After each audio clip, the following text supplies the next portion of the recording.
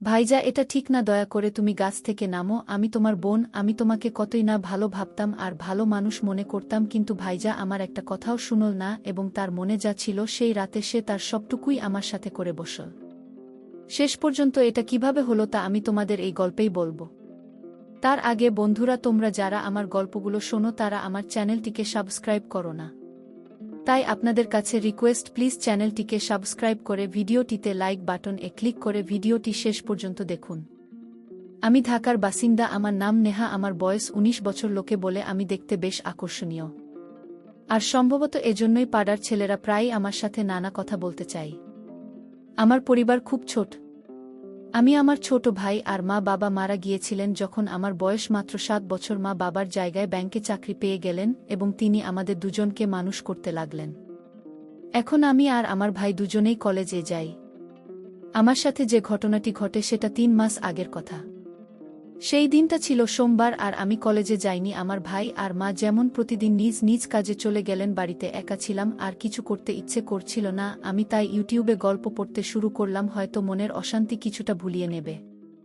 ঠিক তখনই মায়ের ফোন এলো। তিনি বললেন আজ তার ফিরতে দেরি হতে পারে। আমি বললাম ঠিক আছে মা, তুমি আরামে আসো। তারপর জানি না কেন মনে খুব খালি খালি লাগতে শুরু করল। আমি বিছানায় শুয়ে পড়লাম আর কখন ঘুমিয়ে পড়লাম তা টেরই পেলাম না। হঠাৎ আমার ঘুম ভেঙে গেল, কিন্তু আমি নড়লাম না। আমার মনে হলো যেন কেউ আমার পাশে বসে আছে। আমি অনুভব করলাম কেউ আস্তে আস্তে তার আঙুল দিয়ে আমাকে স্পর্শ করছে। প্রথমে আমি বুঝতেই পারলাম না যে এটা কি হচ্ছে, কিন্তু যেই আমি আস্তে আস্তে চোখ খুললাম আমি ভিতরে ভিতরে কেঁপে উঠলাম। আমার ছোট ভাই, যাকে আমি সব সময় মাসুম আর শরীফ ভাবতাম, সেই আমার পাশে বসে আছে।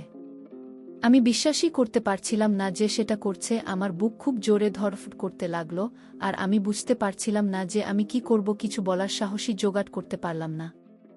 আমি ভাবছিলাম যে সে কেন এমন করছে। সে কি কখনো আমার সম্পর্কে এমন কিছু ভেবেছে নাকি এটা শুধুই একটা ভুল? সেই মুহূর্তে আমার মনে অনেক প্রশ্ন ঘুরপাক খাচ্ছিল। আমি কি তাকে ক্ষমা করতে পারব? এটাকে এমন একটা ঘটনা যা আমি উপেক্ষা করে যেতে পারি। কিন্তু একই সাথে আমি জানি না কেন সেই মুহূর্তে আমার রাগ হচ্ছিল না, বরং আমি দ্বিধায় পড়ে গিয়েছিলাম। হয়তো আমার বোঝার মধ্যে কিছু ঘাটতি ছিল, না হলে আমি সেই মুহূর্তে অন্য কিছু ভাবছিলাম। কিছুক্ষণ কেটে গেল আর আমি তখনও ঘুমের ভান করছিলাম। ঠিক তখনই হঠাৎ মনে হলো ভাই আমাকে আস্তে আস্তে জাগানোর চেষ্টা করছে। তার আঙুলগুলো আমার কাঁধে হালকা করে ছুঁই ছুঁই করছিল, কিন্তু আমি চোখ খুললাম না। আমি জানতাম যে আমি পুরোপুরি জেগে আছি, কিন্তু সে হয়তো ভাবছিল যে আমি গভীর ঘুমে আছি। আস্তে আস্তে তার হাতের স্পর্শ বাড়তে লাগল। আগে যেখানে সে শুধু হালকা স্পর্শ করছিল, এখন তার সাহস বাড়তে লাগল। আমি বুঝতে পারছিলাম না যে সে কি করছে বা কি করতে চাইছে, কিন্তু আমি চুপচাপ দেখছিলাম। আমার মনে অনেক প্রশ্ন উকি দিল। এই মাসুম হাই হঠাৎ এত বদলে গেল কি করে? সে কেন এমন করল? আমি বুঝতে পারছিলাম না যে সে আমাকে ঘুমের মধ্যে কি খাওয়ানোর চেষ্টা করছে। আমার ঠোঁট বন্ধ ছিল, কিন্তু তবুও সে চেষ্টা করছিল যেন আমি কিছু খেয়ে ফেলি। এরপর আমি ভেবে ঠিক করলাম যে ইচ্ছে করে ঠোঁট একটু খুলে দেব। আমি এমন ভাব করলাম যেন আমি ঘুমের মধ্যেই আছি, আর ঠোঁট নিজে থেকে খুলে গেছে। সেই মুহূর্তে আমার ভেতরে একটা অদ্ভুত রকমের ঘাবড়ে যাওয়া ভাব কাজ করছিল, কিন্তু আমি এটা প্রকাশ করতে দিলাম না। অর্থাৎ আমার ফোনের ঘণ্টা বেজে উঠল। সেই আওয়াজে পুরো পরিবেশ বদলে গেল। ভাই সঙ্গে সঙ্গে ভয় পেয়ে গেল আর ঘাবড়ে গিয়ে দূরে সরে গেল। সে এত তাড়াতাড়ি উঠে গেল যে আমি বুঝে গেলাম তার মাথায়ও ভয় ছিল যে আমি যেন জেগে না উঠি। আমি ফোনটা তুলে দেখলাম সেটা আমার বয়ফ্রেন্ডের কল। এই সময় তাকেও কল করতে হলো। আমি মনে মনে ভাবলাম, আমি ফোনটা তুলে খুব কষ্ট করে বয়ফ্রেন্ডকে বোঝালাম যে আমি বাড়ির কাজে ব্যস্ত আছি। তার মেজাজ হয়তো অন্য কথা বলার ছিল, কিন্তু আমি তাড়াতাড়ি কলটা কেটে দিলাম। এবার আমার নজর আবার ভাইয়ের দিকে, কিন্তু সে ঘর থেকে চলে গেল। আর আমি ভাবতে লাগলাম আমি কি তার সাথে এই ব্যাপারে কথা বলবো নাকি এটা উপেক্ষা করে যাব। অনেকক্ষণ আমি আমার চিন্তায় ডুবে রইলাম। আমি ভাবলাম যদি আমি এটা নিয়ে কিছু না বলি তাহলে হয়তো আবার এমন ঘটনা ঘটতে পারে, কিন্তু যদি আমি তাকে কিছু বলি তাহলে আমাদের সম্পর্ক চিরকালের জন্য বদলে যাবে। তারপর আমি আর থাকতে পারলাম না। আমার মনে একটা অস্থিরতা কাজ করছিল, আর আমি ভাইয়ের সাথে কথা না বলে নিজেকে সামলাতে পারছিলাম না। আমি তার ঘরের দিকে এগিয়ে গেলাম। ভাইয়ের আলাদা একটা ঘর আছে যেখানে সে প্রায় গিয়ে পড়াশোনা বা অন্য কিছু করে। আমি বুঝতেই পারছিলাম না যে আমি তাকে কি বলবো। তাই পুরো ঘটনার মুখোমুখি কিভাবে দাঁড় করাবো। যখন আমি ভাইজের ঘরের কাছে পৌঁছালাম তখন দরজা অর্ধেক খোলা ছিল। আমি আস্তে আস্তে ভিতরে উকি দিলাম, যা দেখলাম তা আমার চোখ কপালে তুলে দিল। ভাই বিছানায় শুয়েছিল আর সে তার হাত দিয়ে এমন কিছু করছিল যা আমি এতদিন শুধু একটা শিশুর মতোই দেখে এসেছি। সে এমনটা করতে পারে এটা আমি কখনো ভাবিনি। 1 মিনিট ধরে শুধু দরজার পাশে দাঁড়িয়ে দেখতে লাগলাম। আমার মাথায় তখন অসংখ্য প্রশ্ন ঘুরপাকার ছিল। আসলে তার কি হয়েছে? সে সত্যি এমনটা করছে নাকি আমি কোনো ভুল বুঝে ভুল দেখছি? আমি নিজেকে শান্ত করার চেষ্টা করলাম, কিন্তু আমার চোখ তার দিকেই আটকে ছিল। আমি জানতাম যে আমাকে কিছু করা উচিত, কিছু বলা উচিত, কিন্তু আমার গলা দিয়ে কোনো আওয়াজ বের হচ্ছে না।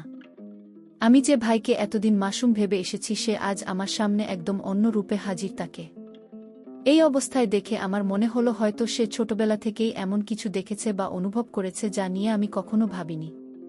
আমার মনে তার প্রতি কোনো ঘৃণা আসেনি, বরং আমি দ্বিধায় পড়ে গিয়েছিলাম। আমি বুঝতে পারছিলাম না যে এটা তার কোনো ভুল বোঝাবুঝি নাকি আরও কিছু।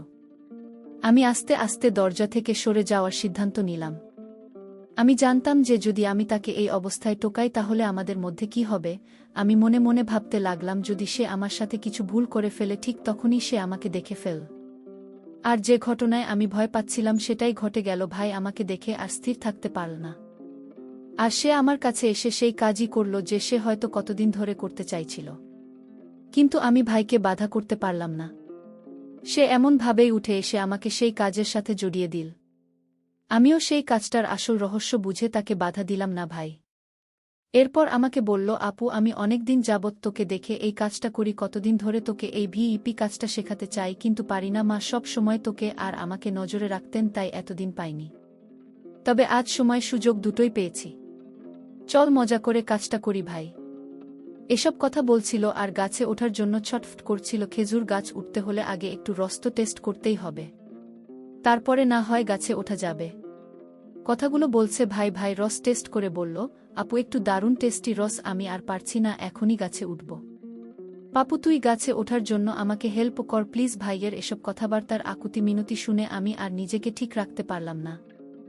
ভাইকে গাছে কিভাবে উঠতে হয় শিখিয়ে দিলাম। গাছে ওঠে ভাই 5 মিনিটের মতো ছিল, এরপর ধপ পাস করে পড়ে হলো। এটা হবারই কথা, কারণ ভাই এর আগে কোনোদিন কোনো গাছে ওঠেনি, তাই হয়তো 5 মিনিট হাঁপিয়ে গাছ থেকে পড়ে গেল। গাছ থেকে নামার পর ভাই আমাকে বলল, আপু তুই আমাকে দারুণ হেল্প করলি, তোর কারণেই আজ আমি গাছে ওঠা শিখতে পারলাম।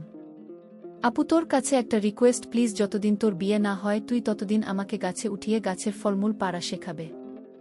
এরপর ভাইয়ের কথা রাখতে আমার যতদিন না বিয়ে হয় আমি ততদিন আমি ভাইকে হেল্প করি।